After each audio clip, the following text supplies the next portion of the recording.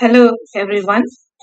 I am Professor Ambali Pillai, Assistant Professor of Commerce, Government First Grade College, Kundugodu.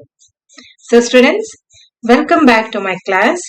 So today I am going to take you session 3 from the first unit from the subject Fundamentals of Marketing. So students, ಇವತ್ತು ನಾವು ಒಂದು ಹೊಸ topic ಅನ್ನು ನೋಡೋಣ from the same chapter, Core Marketing Concepts. So there are basically 6 basic concept ಅಂತ ಏನ್ ಹೇಳ್ತೀವಿ. So ಒಂದು ಮಾರ್ಕೆಟಿಂಗ್ ಅಂತಂದ್ರೆ ಅದರಲ್ಲಿ ಏನೇನು what are the main contents or concepts that are included in marketing. This we will see in this chapter, in this unit, in this session. So let us begin, students. So you can see the chart I have shown you here. So ಇಲ್ಲಿ ನೋಡಬಹುದು ನೀವು. So the 6 concept ಮೂಲ marketing ಪರಿಕಲ್ಪನೆಗಳು. So ಏನೇನಿವೆ? ಒಂದು, needs, wants, demand, products, utility, cost ಮತ್ತೆ satisfaction. Then the last one, sixth one is relationship and network. So ivella one by one we will see what they are. So students, for the exam point of view and for your further studies, you need to remember all these 6 concepts of marketing. Very, very important topic from this chapter. So let us begin with the first concept, need. So what is need? ಅಗತ್ಯಗಳು ಅಂತಂದ್ರೆ ಏನು? The very much needed items or things that we need to lead a normal life. ಒಂದು normal life ಅನ್ನ lead ಮಾಡ್ಲಿಕ್ಕೆ ನಮ್ಗೆ ಏನೇನ್ necessities ಇದೆ? So ಏನೇನ್ ನೆಸೆಸಿಟೀಸ್ ಇದೆ ನಮ್ಗೆ? ಫುಡ್, ಶೆಲ್ಟರ್ ಅಂದ್ರೆ ಒಂದು ಸಣ್ಣ ಮನೆ, ಮತ್ತೆ ಬಟ್ಟೆ, that is cloth, the clothing, that the dress that you wear. So these are the basic needs. ಇವುಗಳನ್ನ ಪೂರೈಸುವುದಕ್ಕೆ ಏನ್ marketing or the companies does is the need concept, right? So the basic needs of the consumers or the customers ಅನ್ನ ಪೂರೈಸುವ ಒಂದು work, ಆ ಒಂದು ಪೂರೈಸುವ ನಿಟ್ಟಿನಲ್ಲಿ ಏನ್ ವರ್ಕ್ ಅನ್ನ ಮಾಡ್ತಾರೆ the companies, that is called need concept. Okay. Then next is want, ಬಯಕೆ. So need ಬೇರೆ, wants ಬೇರೆ. Need ಅಂತಂದ್ರೆ you can't be without those needs, right? But with want ಅಂದ್ರೆ ಬಯಕೆಗಳು. ನಮ್ಗೆ ಎಷ್ಟೋ ಬಯಕೆಗಳು ಇದಾವೆ. Like we want a luxurious life, we want a big car or a big house. So there are so many wants for a human being. So everyone will be having one or the other wants, right? ಒಂದ್ mobile ಅಲ್ಲೇ ಇಟ್ಕೊಳ್ಳಿ. ಈಗ ನಿಮ್ಮ ಹತ್ರ ಏನ್ mobile ಇದೆ, are you satisfied with that? No. What you think? ಇಲ್ಲ, ಇದಕ್ಕಿಂತ ದೊಡ್ಡ ಸ್ಕ್ರೀನ್, ಇದಕ್ಕಿಂತ ಜಾಸ್ತಿ ಆಪ್ಸ್ ಇರೋ ಒಂದ್ ಮೊಬೈಲ್ ಬೇಕು ನನಗೆ, ಅಥವಾ ನನ್ ಮೊಬೈಲ್ ಬೇಡ, ನನ್ಗೊಂದ್ ಸಣ್ಣ ಲ್ಯಾಪ್ಟಾಪ್ ಬೇಕು. Okay, those who have laptop they want a bigger laptop or with a bigger memory. So ಈ ತರ ಒಂದು ವಾಂಟ್ಸ್ ಏನಿದೆ, that is every day multiplying and multiplying and multiplying, right? It is unlimited. So ಈ ಒಂದು want ಅನ್ನ study ಮಾಡಿಕೊಂಡು marketers they start to monetize, or they start to make products based on the wants of the people, and then they start marketing or selling those products. This is called want concept. Okay, a want is something that is desired. ಒಂದು ಬಯಕೆ, ಅಪೇಕ್ಷಿತ ವಿಷಯ. So that ಏನ್ ಅಪೇಕ್ಷೆಗಳಿವೆ, what is the want, what is the expectations of the customers. It is said that every person has unlimited wants, alva? Everyone has unlimited wants, one limit illa. Thus people cannot have everything they want and must look for most affordable alternative. Iga, for example, you want to buy a Mercedes car, but can we buy a Mercedes car? Can everyone afford it? No. What we can buy? ಒಂದ್ Maruti variant, ಅಥವಾ ಅದಕ್ಕಿಂತ ಕಡಿಮೆ ದುಡ್ಡಿದ್ರೆ, less, if you have less money, then what you'll do, you go for a Nano, Tata Nano. ಅದು ಒಂದ್ ಕಾರೇ. Okay, so we can't afford a big car, but we can afford a small car. So ಅದನ್ನ ಕೂಡ ಅರ್ಥ ಮಾಡ್ಕೊಂಡು, okay, ಇಲ್ಲಿ population ಆ ಪರಿ costly vehicles ಅಥವಾ ಕಾಸ್ಟ್ಲಿ ಐಟಮ್ಸ್ ಅನ್ನ ಪರ್ಚೇಸ್ ಮಾಡುವಷ್ಟು ಕೆಪಾಸಿಟಿ ಇಲ್ಲ.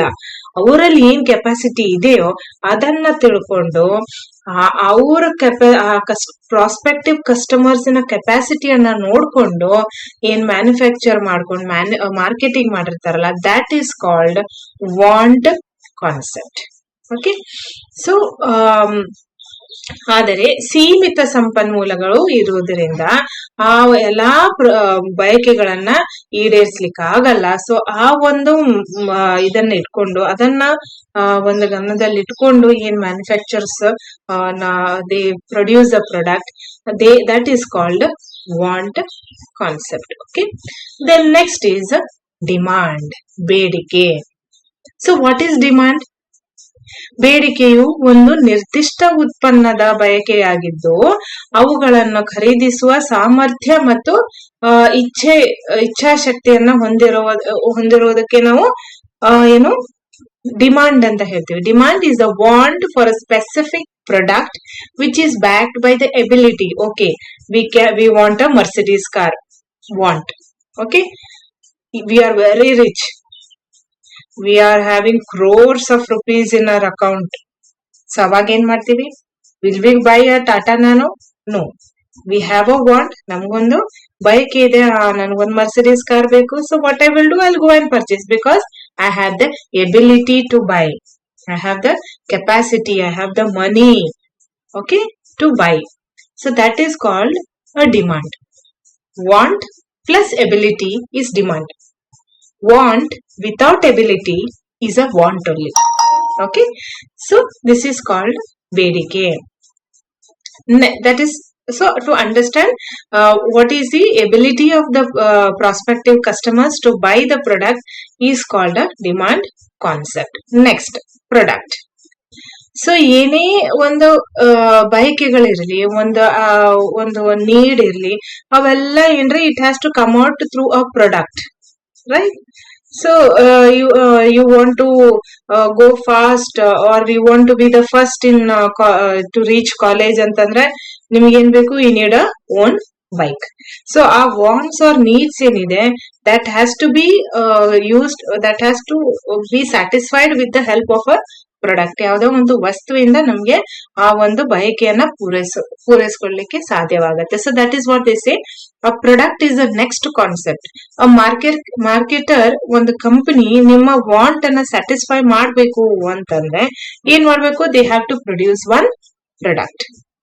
Okay, so marketer can satisfy needs and wants of the target customers by a product. Without a product, okay, customers ಗೆ ಇದು ನೀಡ್ ಇದೆ, ವಾಂಟ್ ಇದೆ ಅಂತ ಅನ್ಕೊಂಡ್ ಕುಂತ್ರೆ ಏನಾಗತ್ತೆ? there is no satisfaction there. You can't give any satisfaction to the customers. So what the marketer has to do? He has to produce a product and then sell the product to the customers. Only then they can satisfy the needs and wants of the customers. So product includes both goods ಮತ್ತೆ services. ಒಂದು product ಅಂತಂದ್ರೆ ಬರೀ ಒಂದು goods ಅಲ್ಲ, ಒಂದು ವಸ್ತು ಅಲ್ಲ. It also includes the service industry, the service giving industries also. However, importance is also given to service rendered by the product. People are not just interested just in owning or possessing the product, but the service rendered by them. ಅಂದ್ರೆ ಒಂದು ವಸ್ತುವನ್ನ ನಾವು purchase ಮಾಡಿ ಇಟ್ಕೊಂಡ್ರೆ ಅಷ್ಟೇ ನಮ್ಗೆ ಇಟ್ಕೊಂಡ್ರೆ immediately ನಮ್ ಸ್ಯಾಟಿಸ್ಫ್ಯಾಕ್ಷನ್ ಸಿಗತ್ತಾ? ಇಲ್ಲ. What we need a good ಏನು ಯುಟಿಲಿಟಿ, ಅಥವಾ ಆ ವಸ್ತುವನ್ನ ಯೂಸ್ ಮಾಡ್ಕೊಂಡು if you are happy, only then you get that satisfaction from that product or service. Okay, so like for example the Mercedes itself, you had the ability, you purchased it, you kept it in your house and you are not using, ನೀವು use ಮಾಡ್ತಾ ಇಲ್ಲ ಆ product ಅನ್ನ. So ಅವಾಗ ಏನ್ ಮಾಡ್ತೀವಿ ನಾವು? Are we satisfied? No. Will be okay 1 or 2 days ನಾ ಇದನ್ನ ಪರ್ಚೇಸ್ ಮಾಡೀನಿ, ಮರ್ಸಿಡೀಸ್ ಪರ್ಚೇಸ್ ಮಾಡೀನಿ ಅಂತ 100 ಜನಕ್ಕೆ ಫೋನ್ ಮಾಡಿ ಹೇಳ್ತೀರಿ ಖರೆ, but if you are not using it, if the product is not, if you cannot drive, ನಿಮ್ಗೆ ಡ್ರೈವ್ ಮಾಡ್ಲಿಕ್ಕೆ ಬರಲ್ಲ, you can't use the product, then what you are going to do? Useless alva ಆ product. Purchase ಮಾಡಿರಿ, ನಿಮ್ಗೆ ability ಇದೆ, ನಿಮ್ driver ಮಾಡ್ಲಿಕ್ಕೆ ಆಗಿಲ್ಲ ಅಂತಂದ್ರೆ ಆ ಪ್ರಾಡಕ್ಟ್ ಪರ್ಚೇಸ್ ಮಾಡಿ, ಎಬಿಲಿಟಿ ಇದ್ದು ಪ್ರಾಡಕ್ಟ್ ಪರ್ಚೇಸ್ ಮಾಡ್ಕೊಂಡು ನಿಮ್ ಮನೆಯಲ್ಲಿ ಇಟ್ಕೊಂಡ್ರೆ ಅದರಿಂದ ಬರೋ ಒಂದು ಸ್ಯಾಟಿಸ್ಫ್ಯಾಕ್ಷನ್ ನಿಮ್ಗೆ ಸಿಗಲ್ಲ. Okay, so you have to think of all these things and then manufacture a product. Okay, so this is called a product concept. Then next, the three major sub topics that you have in this concept is utility or value, utility, cost ಮತ್ತೆ satisfaction. These three are the coming under one concept. So utility ಅಂತಂದ್ರೆ ಉಪಯುಕ್ತತೆ. ಈಗ already ನಾ ಹೇಳಿದೆ, car purchase ಮಾಡಿ ಇಟ್ಟಿದ್ದೀರಿ ಮನೆಯಲ್ಲಿ, ನೀವು driving ಕಲ್ತಿಲ್ಲ ಅಥವಾ ಕಲ್ತ್ರು ಲೈಸೆನ್ಸ್ ಇಲ್ಲ, ಸೊ ಏನೋ ಒಂದು ಪ್ರಾಬ್ಲಮ್ ಇದೆ, you can drive, no use of the product, right? So the product should be in such a way that it should be of some use for you, some utility. It must give you some value for the user. So ಉಪಯುಕ್ತತೆ ಅಂದರೆ ಅಗತ್ಯ ಮತ್ತು ಅಗತ್ಯವನ್ನ ಪೂರೈಸಲು ಉತ್ಪನ್ನದ ಒಟ್ಟಾರೆ ಸಾಮರ್ಥ್ಯ. ಪ್ರತಿಯೊಂದು ಉತ್ಪನ್ನವು ವಿಭಿನ್ನ ಮಟ್ಟದ ಉಪಯುಕ್ತತೆಯನ್ನ ಹೊಂದಿರುತ್ತದೆ. So everything has its own level of satisfaction for a customer. Then next is cost, ವೆಚ್ಚ. ಸೊ ಕಾಸ್ಟ್ ಅಂದ್ರೆ ಏನು? The amount or money that you are paying to buy that product ಅಲ್ವಾ? ಸೊ ಈಗ Mercedes car, you have to pay some 12 or 13 crores of rupees to buy one car. So what is the cost of the car? That money, that what you are paying for buying that product. Cost means the price of a product. ವೆಚ್ಚ ಅಂದ್ರೆ ಉತ್ಪನ್ನದ ಬೆಲೆ, ಅದು ಉತ್ಪನ್ನದ ಆರ್ಥಿಕ ಮೌಲ್ಯವಾಗಿದೆ. ಕೆಲವು ಸೇವೆಗಳನ್ನು ಪಡೆಯಲು ಗ್ರಾಹಕರು ಪಾವತಿಸಬೇಕಾದ ಶುಲ್ಕವನ್ನು ವೆಚ್ಚ ಎಂದು ಹೇಳಬಹುದು. ಸೊ ಒಂದು ಪ್ರಾಡಕ್ಟಿಗೆ ಏನ್ ರೇಟ್ ಅನ್ನ ಫಿಕ್ಸ್ ಮಾಡಿರ್ತಾರೆ, ಅದು ಒಂದು ಕಾಸ್ಟೇ. ಅದಲ್ಲದೆ ಒಂದು ಸರ್ವಿಸ್ ಅನ್ನ ಪಡೆಯಲಿಕ್ಕೆ ನಾವೇನ್ ಫೀಸ್ ಅನ್ನ ಕಟ್ತೀವಿ, that is also called a cost. So best example is what we pay for the engineers or lawyers or doctors. ನಾವು ಫೀಸ್ ತುಂಬ್ತೀವಲ್ಲ, doctor consulting fees, even chartered ಅಕೌಂಟ್ಸಿಗೂ ಕೂಡ ನಾವು ಫೀಸ್ ಅನ್ನ ಕೊಡ್ತೀವಿ. So that is called the cost of that product or service. Okay, and that should be worth that product. Okay, so ಈಗ Mercedes ಅಷ್ಟು costly ಯಾಕಂದ್ರೆ it has so many features which a normal car don't have. ಒಂದು normal car ಅಲ್ಲಿ ಇರೋದಕ್ಕಿಂತ 10 times ಜಾಸ್ತಿ safety ಇರತ್ತೆ, comfort ಇರತ್ತೆ. Okay, so there are so many features. ಅದರಲ್ಲಿರೋ ಒಂದು ಫೀಚರ್ಸ್ ಏನಿದೆ that is totally of higher quality or higher level. So ಅದಕ್ಕೆ ಆ ರೇಟ್ ಅನ್ನ ಫಿಕ್ಸ್ ಮಾಡಿರ್ತಾರೆ. ಸಪೋಸ್ ಏನು ಕ್ವಾಲಿಟಿ ಸೇಮ್ ಇಲ್ಲ, ಎರಡೂ same, only price is different, then that will not give you the satisfaction that a customer will expect. So ಆ cost ಹೆಂಗ್ ಇರ್ಬೇಕು ಅಂತಂದ್ರೆ ಆ ಪ್ರಾಡಕ್ಟ್ ತಕ್ಕಂತೆ ಆ ಕಾಸ್ಟ್ ಇದ್ರೆ ಮಾತ್ರ ಆ ಕಸ್ಟಮರ್ ಸ್ಯಾಟಿಸ್ಫೈ ಆಗ್ತಾನೆ. That product will be successful in the market. Then last one is satisfaction. Satisfaction ಅಂದ್ರೆ ತೃಪ್ತಿ. If you are not satisfied, ಆಗ್ಲೇ ಹೇಳಿದೆ, ಪ್ರಾಡಕ್ಟ್ ಪರ್ಚೇಸ್ ಮಾಡಿ ಇಟ್ಟಿರ್ತೀರಿ, ಎಲ್ಲರಿಗೂ ಹೇಳಿರ್ತೀರಿ, ನಿಮ್ ಪ್ರೆಸ್ಟೀಜ್ ಇಶ್ಯೂ, ನೀವೆಲ್ಲ ಪರ್ಚೇಸ್ ಮಾಡಿ ಇಟ್ಟಿರ್ತೀರಿ, ಆದ್ರೆ ನಿಮ್ಗೆ ಯೂಸ್ ಮಾಡ್ಲಿಕ್ಕೆ ಬರಲ್ಲ ಅಥವಾ ಯೂಸ್ ಮಾಡೋ ಅವಶ್ಯಕತೆ ಬೀಳಲಿಲ್ಲ ಅಂತಂದ್ರೆ ಏನಾಗತ್ತೆ, ಅಲ್ಲಿ ಪ್ರಾಡಕ್ಟ್ ಸ್ಯಾಟಿಸ್ಫ್ಯಾಕ್ಷನ್ ಸಿಗಲ್ಲ. Okay, it means fulfillment of the needs. Satisfaction closely concerns with the fulfillment of all the expectation of the buyer.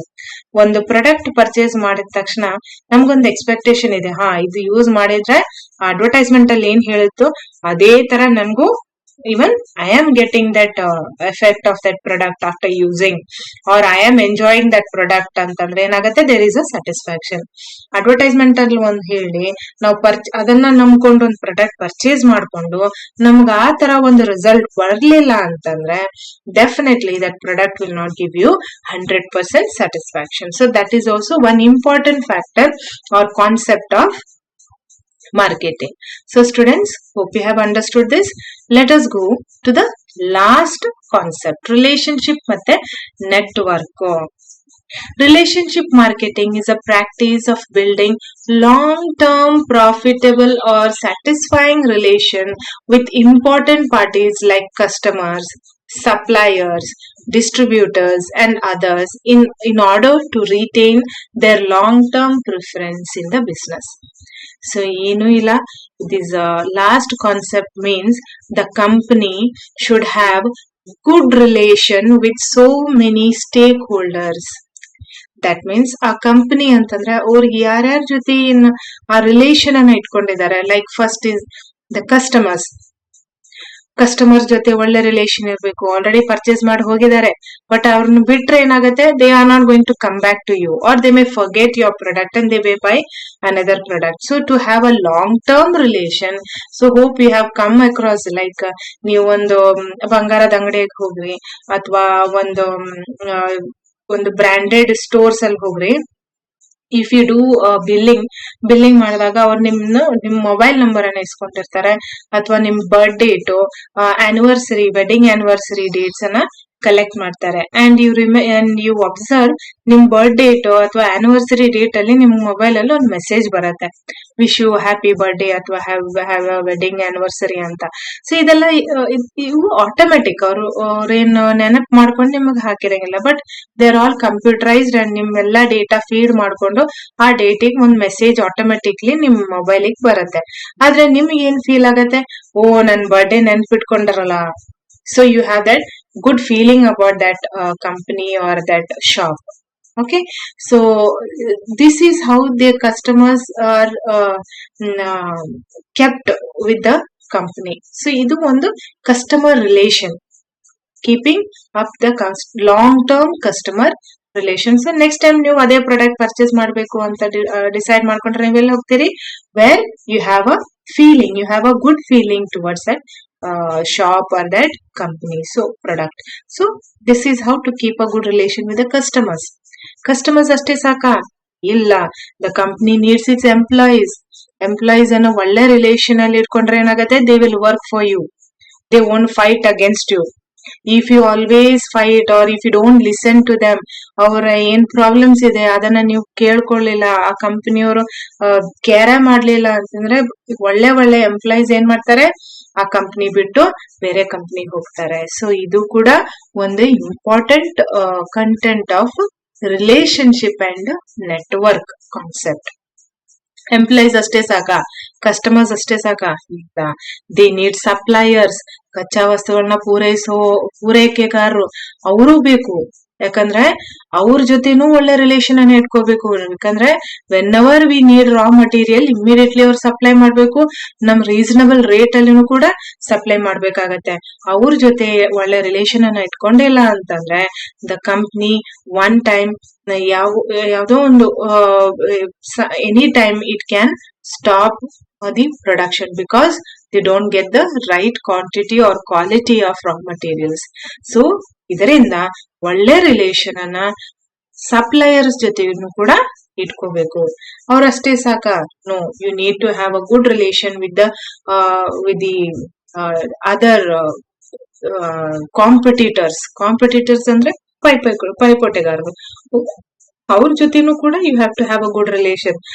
Okay, ಅವ್ರು ನಮ್ ಕಾಂಪಿಟೇಟರ್, ಅವ್ರ ಹತ್ರ ಮಾತಾಡಬಾರ್ದು, ಅವ್ರ ಹತ್ರ ಕಾಂಟ್ಯಾಕ್ಟ್ ಅನ್ನು ಇಟ್ಕೋಬಾರ್ದು. No, they are also a part of the economic system. So you have to grow together. So that is why they say you have to have a good relation with your competitors. ಯಾಕಂದ್ರೆ ಒಳ್ಳೆ relation ಅಲ್ಲಿನೂ ಕೂಡ ಇಡ್ಲಿಲ್ಲ ಅಂತಂದ್ರೆ ಅವ್ರು ನಾಳೆ ನಿಮ್ market ಅನ್ನ attack ಮಾಡಬಹುದು, ಅಥವಾ they may not support you when you really require. ಯಾಕಂದ್ರೆ when unity is strength. So any government policies ತಂದ್ರು ಅದು ನಿಮ್ ಕಂಪ್ನಿಗೆ ಎಫೆಕ್ಟ್ ಆಗ್ತಾ ಇದೆ. ಸೊ ನಿಮ್ಗೊಂದು ಒಳ್ಳೆ ರಿಲೇಷನ್ ನಿಮ್ ಕಾಂಪಿಟೇಟರ್ಸ್ ಜೊತೆ ಇದ್ರೆ ನೀವು ಅವ್ರನ್ನ ಕನ್ವಿನ್ಸ್ ಮಾಡ್ಕೊಂಡು ನಿಮ್ ಕೂಡ ಇಟ್ಕೊಂಡು you can fight against the government. So there are so many problems that appear. So with keeping on all these things in mind, the company should have a good relation with the customers, with the employees, suppliers, distributors, that is the middlemen, retailers, wholesalers ಇರ್ತಾರೆ, ಅವ್ರ ಜೊತೆನೂ ಒಳ್ಳೆ relation ಇಟ್ಕೋಬೇಕು. ಮತ್ತೆ finally your competitors. So all these things is called relationship concept. Network ಅಂತಂದ್ರೆ having a good. So I have shown here. See, I have shown you here the company. External stake holders ಅಂತಂದ್ರೆ ಅವರ ಒಂದು benefit ಅನ್ನ ತಗೊಳ್ಳೋರು. Company ಇರ್ಬೋದು ಅಥವಾ ಅವರಿಂದ company benefit ತಗೋಬಹುದು. So they are the stake holders. External ಅಂದ್ರೆ ಹೊರಗಿನವರು. ಇಂಟರ್ನಲ್ ಅಂತಂದ್ರೆ ಕಂಪನಿ ಒಳಗಡೆ ಇರೋ ಒಂದು ಸ್ಟೇಕ್ ಹೋಲ್ಡರ್ಸ್. ಸೊ ಇಲ್ಲಿ ನೋಡ್ಬೋದು, ನೀವು ಚಾರ್ಟ್ ಅನ್ನ ಹಾಕಿದೀನಿ ನೋಡ್ಕೊಳ್ಳಿ. ಎಕ್ಸ್ಟರ್ನಲ್ ಸ್ಟೇಕ್ ಹೋಲ್ಡರ್ಸ್ ಸಪ್ಲೈಯರ್ಸ್, ಪೂರೈಕೆದಾರರು, ಸೊಸೈಟಿ, ಗವರ್ಮೆಂಟ್, ಕ್ರೆಡಿಟರ್ಸ್ ಸಾಲಗಾರರು, like those who give the company money or loan, ಅವ್ರ ಜೊತೆನೂ ಒಳ್ಳೆ ಒಂದು ರಿಲೇಷನ್ ಅನ್ನ ಇಟ್ಕೋಬೇಕು. ಶೇರ್ ಹೋಲ್ಡರ್ಸ್ ನೋಡ್ರಿ. Then customers. Who are the internal stakeholders? Employees, managers, ಮತ್ತೆ finally the owners of the company. So students, hope you have understood today's session. So let us once again recap what have been studied here. Only one major topic: core marketing concept, need concept, want, demand, product, utility, cost, and satisfaction. And last one is relationship network. So students, hope you have understood this session. So very soon I'll come back with session 4. Till then, take care. Bye.